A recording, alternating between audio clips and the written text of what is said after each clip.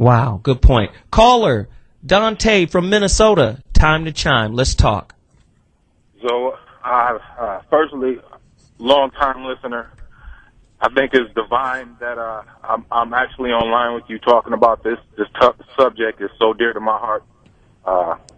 Been dealing with the system for over 16 years, and I was listening to the story, and he was explaining the story to a T, and it was exactly my life story with my 16-year-old.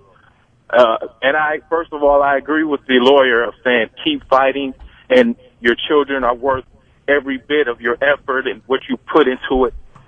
But the system really doesn't care if you're a good father or not. It only cares if that check comes the first of the month. And if it doesn't, if you're going through a situation where if you're unemployed or they umbrella you, as in if you're not paying, then they equate if you don't want to pay. And then the mother, like you're saying, says to the child, well, your father's not paying. He's not, he doesn't want to pay, or he's not trying to be a good father. And that's so far from the truth. And it's hurting. It's hurting my relationship with my 16-year-old to this day. I'm sitting in this car, 34 years old, so emotional about this because, it's so easy for them to just take your life away, but there's not enough resources to help you get it back on track. And it's for those fathers that's out there that really love their children, trying to take care of them.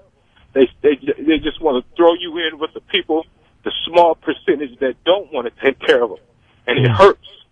It really does, because I love my son, and all I wanted was to continue to be there. And if you're working 60, 70 hours to pay the child support, you can't be there, and then you are not a good dad. Or if you're a full-time student like myself and trying to make a better way and not trying to stay at minimum wage all his life and trying to get into a better system, begging the system, please allow me a year to show you that I'm going to school so I can get a better pay grade, so I can pay my child support. No, they want to take your license. They want to take away everything, and they expect you to what? Sell drugs or try to do something negative? I don't understand it. It's so easy for them to put you down, but it's so hard for them to lift you up and give you an assistance. And it's messed up. And that's why we got so many struggling males, black, white, Hispanic, I don't care what color they are. So many out there struggling.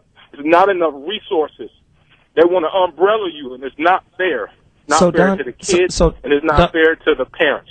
Dante, let me ask you a question, brother, because I feel your pain. I hear the authenticity in your voice.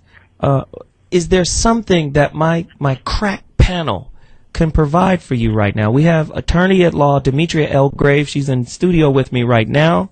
We have a great author on, Ann P. Mitchell, Surviving Divorce and Custody Issues, The Single Father's Guide. We have Dr. Doug Darnell on. He's a psychologist and an author. Divorce Casualties, Protecting Your Children from Parental Alienation. Can they help you? Is there something you can ask them that they can then provide an answer for?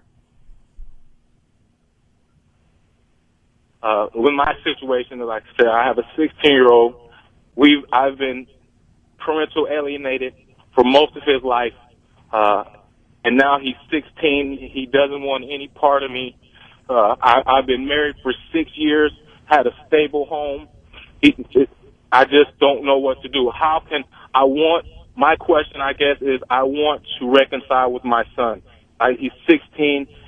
He's at the point where he doesn't want to be spending 5 minutes with me because I pushed school. He's dropped out of school. He has a 4th grade reading level.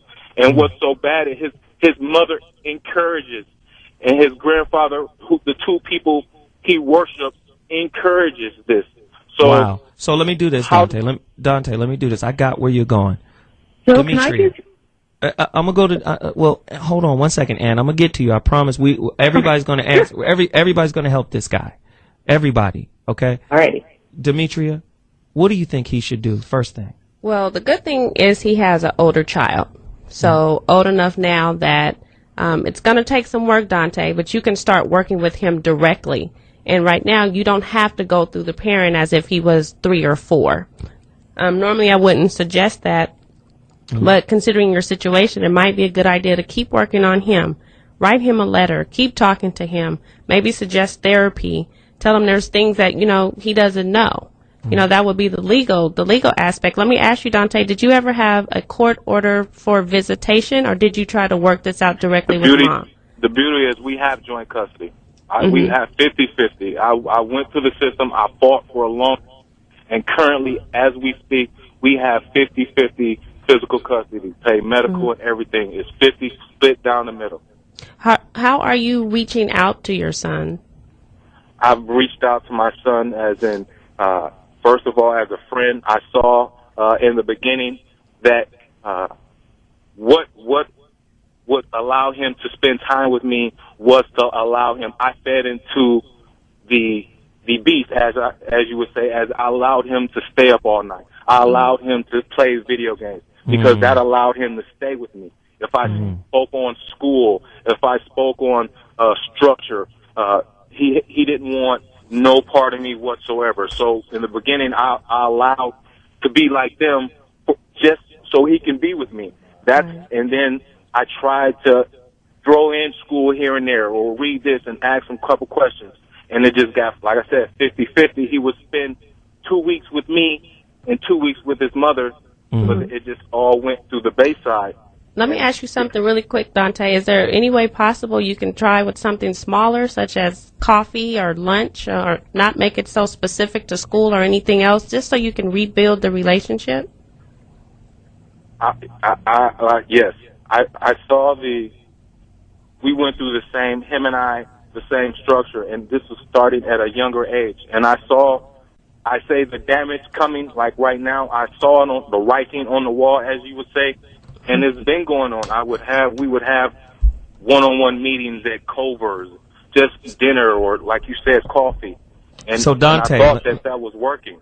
So Dante, let me do this. Let me do this really quickly, Dante. Ann P. Mitchell, you have something to say to this brother. Could you give him something positive that he can take away from this conversation?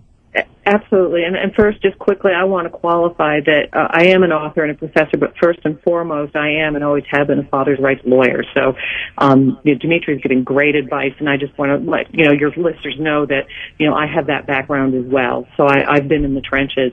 And what I actually want to do, first of all, Dante, is give you some hope. And I want you to know, first of all, your situation was entirely predictable. As soon as you said you've been remarried, and especially after you said you had 50-50 custody, it is predictable that your ex would have been so ticked off at those two things that she would have she was probably spitting nails.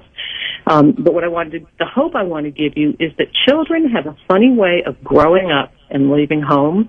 And in the very worst case scenario, you've only got a few years before he's going to be, out on his own, out of the house, and he'll start to see the truth once he's out from under that roof of poison. And so I just want to give you that hope to hang on to, that as bleak as it looks now, and Dimitri is absolutely right to, start taking those steps to rebuild your relationship with him, but also it's going to break at some point and get better because he's going to, start seeing what the truth is. And he's going to see, what, my daddy, he was always there and he was reliable and he's going to school and he's bettering himself, and he'll see that. He really will. It may take a while, but he will see that.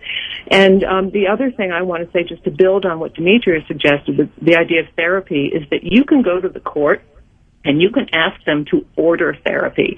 In fact, if you really feel that your ex right now is still doing these things that are very negative, you can request the court order her to have counseling as well. And one of the things that I've often done when I was practicing back in California very successfully is demanding from the court what we called co-parent counseling.